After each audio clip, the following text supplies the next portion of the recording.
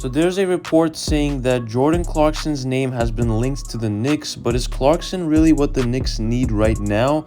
Let's break it all down and talk about whether this move makes sense for New York. According to Evan Sidery, the Knicks are among several teams that have inquired about Jordan Clarkson recently, and the Utah Jazz are seeking a promising young player or draft capital in return for their scoring guard. Clarkson's ability to create his own shot and provide instant offense has made him a hot commodity on the trade market.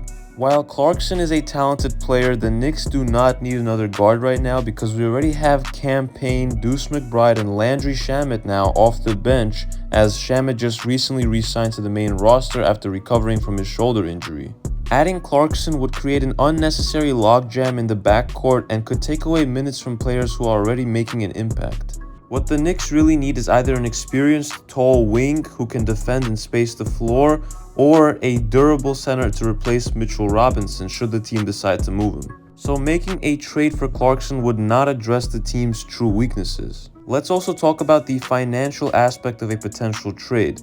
Clarkson is making $14 million this season, and the only player on the Knicks roster with a comparable salary is Mitchell Robinson, who's also earning $14 million. A direct Mitch for Clarkson swap is the only realistic way to make the money work in a deal, but that move wouldn't make sense for the Knicks because trading away our starting center for another guard doesn't address our needs and could leave a hole in our front court. The Knicks need to be strategic with any trades they pursue. Adding redundancy to the roster by bringing in another guard doesn't help us in the long run, especially when we already have depth at that position.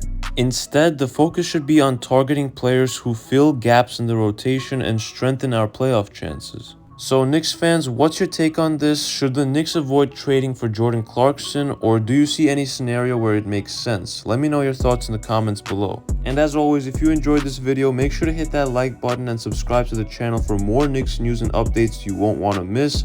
It's been KNYT here, and I'll see you guys in the next one.